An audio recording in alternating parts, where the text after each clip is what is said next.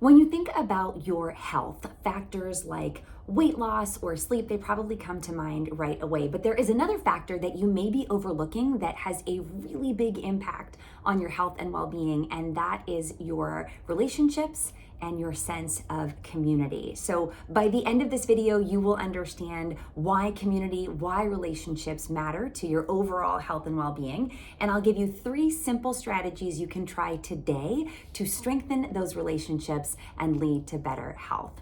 So first off, what is community, right? We hear this word pretty often, but we don't maybe think about exactly what it means. So in general, it's something that's outside of yourself. It's built on shared experiences, shared perspectives, the characteristics of the people within that group, as well as the connections among them.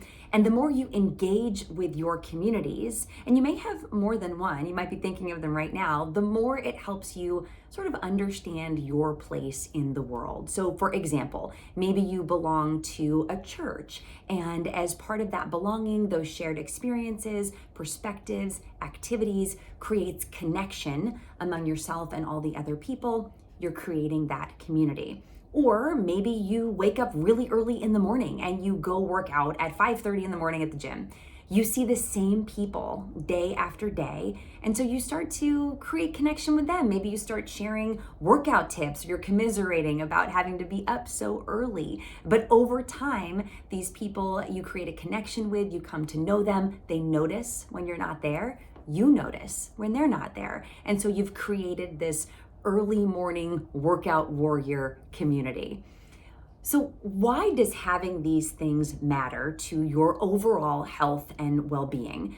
Well, there's a growing body of research that suggests these things are really essential to a healthy life, perhaps just as important as healthy nutrition habits or even getting a good night's sleep. So people with stronger friendships generally have better mental health, and studies suggest that they are in better physical health as well. Research have also found that having a larger social network can lower the risk of premature death more than exercise or dieting alone, which is really significant. And then there's also this really fascinating research about centenarians. So we're talking about people who live into their 100s, but do so well with no chronic illness, very low risk of chronic diseases. You might be familiar with the blue zone research. So these are geographic areas in the world where they find a significant number of people living into their 100s and doing it well without those chronic diseases that we associate with aging.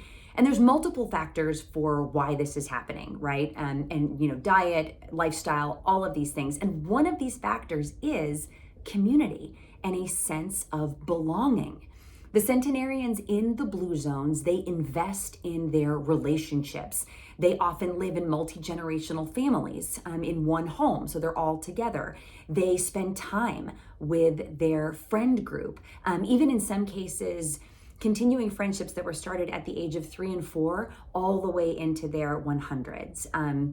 Really interesting stuff, but again, indicates that having this really strong connection with the community, having a sense of belonging, really leads to better health for all of us. So, how can you strengthen your community, right?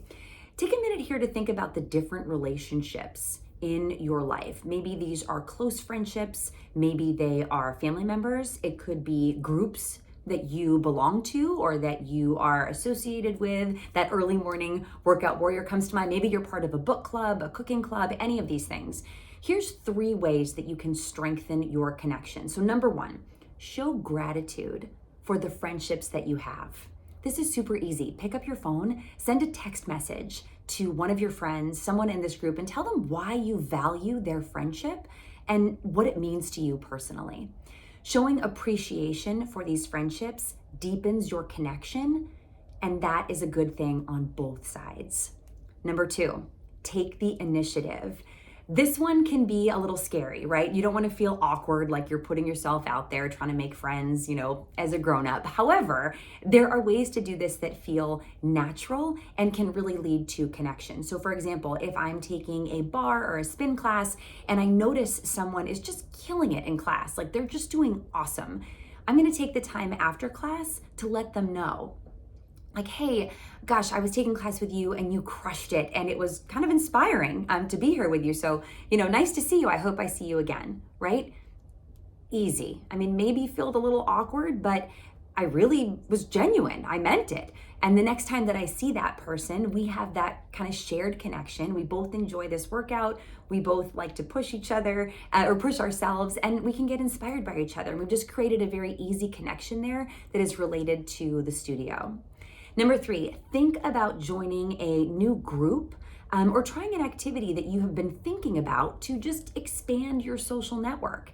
You don't necessarily have to become best friends with these people, but if you are hanging around with people who share your interests and your goals, that is also going to be good for your health in the long term. So there are 3 simple ways that you can deepen your connections. You can create that sense of belonging in your community, and you could even try one of these today. If you do, please let me know in the comments below. I would love to hear about it. You can also like this video, consider subscribing. I come out with a new video every week, different topic related to your health and well-being. You can find me on Instagram and Facebook, and my website is emilyreamercoaching.com. I'll put that link down below for you. If you want to know what health coaching is about, I would love to talk to you. Book a free 30-minute discovery call. We can talk about your unique situation and what your goals are, where the stumbling blocks might be, and we can see if coaching would be a good fit. So I hope you enjoyed the video. I hope you have a great day, and we will see you soon.